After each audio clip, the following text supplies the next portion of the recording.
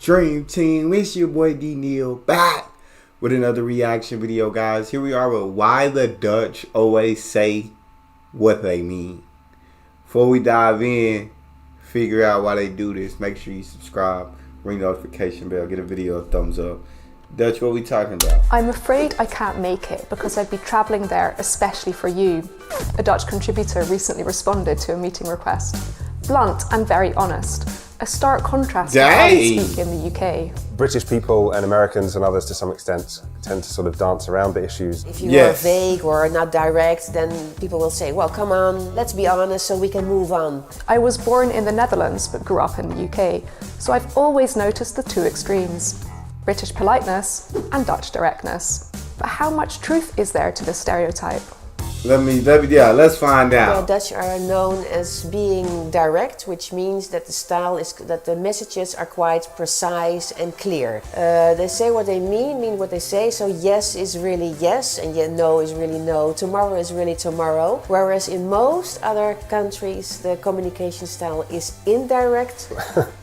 Yeah, maybe always means no, possibly means probably not. The Dutch people tend to be much more, well, what they would say, recht door zee, straightforward. Maybe always means, maybe for me usually means no. Possibly means probably. If it's not a yes, it's basically a no. Anything that's not a yes means that I don't want to do whatever it is. So anything that's not a yes is basically a no. But okay, he said I don't want to travel there, especially if it's just for you. Like, Jesus. Oh, okay. But I ain't got no problem with people being direct, saying what they meaning what they say, right? It tends to be better than people that just beat around the bush just to try to save your feelings. It's like, nah, just be direct, be straight up, tell the truth, don't sugarcoat it. No problem with that. Forwards, telling things how it really is, which can come as a bit of a surprise to outsiders. Author Ben Coates grew up in the UK but has lived in the Netherlands for over a decade. I remember just in my first couple of weeks living in the country, I went and got a haircut and then went back to work afterwards. And the first thing one of my colleagues said was, it looked better before you went for a haircut.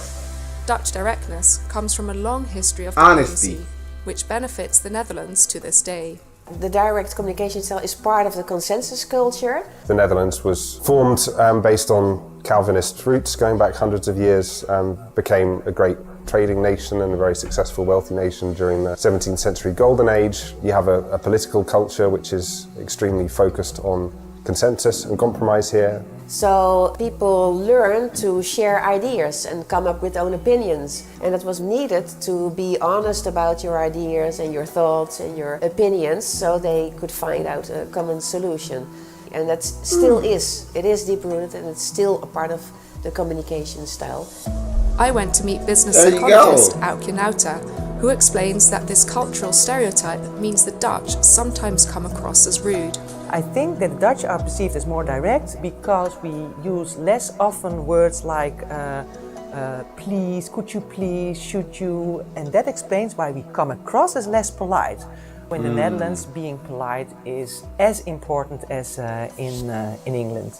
It's meant to be honest and clear, but it's often perceived as being rude and even arrogant. The reason why... I guess it's just a different culture. It's just, you know what I'm saying? That's all that it is. Whereas over here in UK and the US and other places where, like, it would be considered rude, I guess, to be very direct. And a lot of people who get looked at as rude or mean or, you know what I'm saying, unapproachable.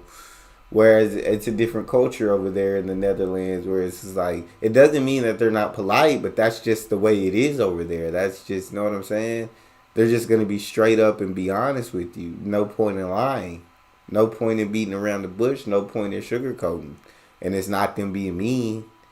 It's how it is. It's often perceived as being rude and even arrogant. The reason why cultural comparisons are problematic is that it leads to stereotyping. This means that when you look at a Dutch person as very rude and direct, you are not that curious about what kind of person he or she is. And I think it's important to be curious after each other, because then you can make much better connections than when you put someone in a box instead of being really interested in a person. She's When preaching. it comes to everyday conversations, this expectation of directness can result in some unfortunate misunderstandings. Well, the Netherlands, when they speak and learn English and when they translate the English language, they will literally translate it. If you have a business proposal and the Englishman or woman says, well, that's very interesting, I will have a look at it, we really translate that, oh, that's interesting, so they are interested. While it could also mean, well, I'm not interested and it's a bad idea. You can never just straight up say that someone's work is not good. That instinct is quite deeply ingrained in British society. It also extends to just trying to avoid causing offence and always saying things in the nicest possible way. Factual. I mean, that's just the way you're raised. That's just the way it is in the UK. That's just the way it is in the US. You try to avoid offending someone, although in the US people be offended all the time. And I think they get more bold about their offensive nature. But you try to avoid offending someone. You don't just straight up, hey, this work sucks. This will be interesting. I'll check it out and let you know. Where I guess in the Netherlands they're gonna be like, no, this is not good. Which, I mean, that's better feedback for the person because they know, hey, okay, this is not good, I gotta do better. Avoid causing offence and always saying things in the nicest possible way.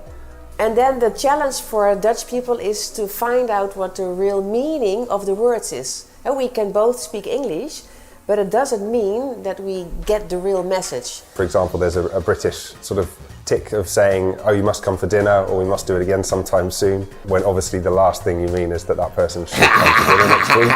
Whereas Dutch people naturally, inevitably tend to take those kind of statements more literally, I think, and the invitation will be in your inbox the next day. And also, of course, for the people in the UK, it's challenging to not be that shocked because of the directness. A British person would see sort of hedging around a difficult issue or politeness and civility, whereas a Dutch person might see the same thing as being actually dishonest. It's not just undesirable, but actually an unpleasant thing to do for a Dutch person. You can see traces of this type of transparency all over the Netherlands. How people queue, leave curtains open for passers-by to peep inside, and even how they normalise nudity. I think to some extent the Dutch are less prudish than the British when it comes to swimming naked or going to saunas or those kind of things. Go to a popular beach in the Netherlands on a sunny day and you sometimes feel like there's more naked people there than people with swimming costumes on. When you That's can't wild. show your body, that's a different culture, dog. Nudity ain't normalized over here in the West. You gotta pay. You know what I'm saying? OnlyFans sound like it would be free for the Dutch. You feel me? Hey, sure, they showing their body out just walking around. Over here, it's like you gotta pay. But yeah, I feel like nudity over here is not normal to walk around in the nude. I guess.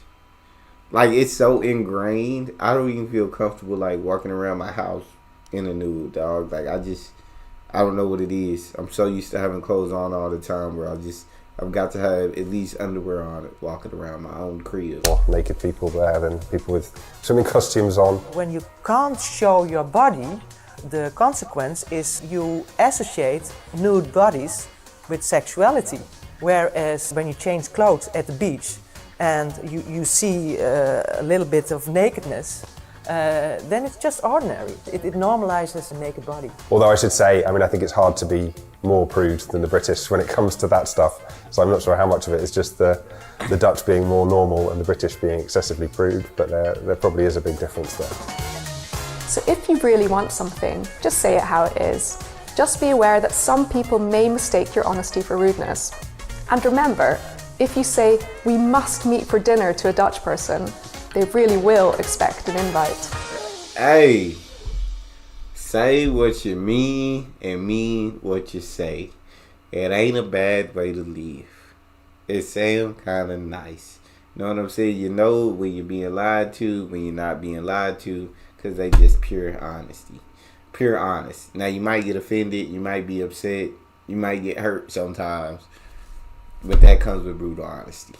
That's all we got. Make sure y'all subscribe, ring notification bell, get a video a thumbs up. It's your boy D Neal, out.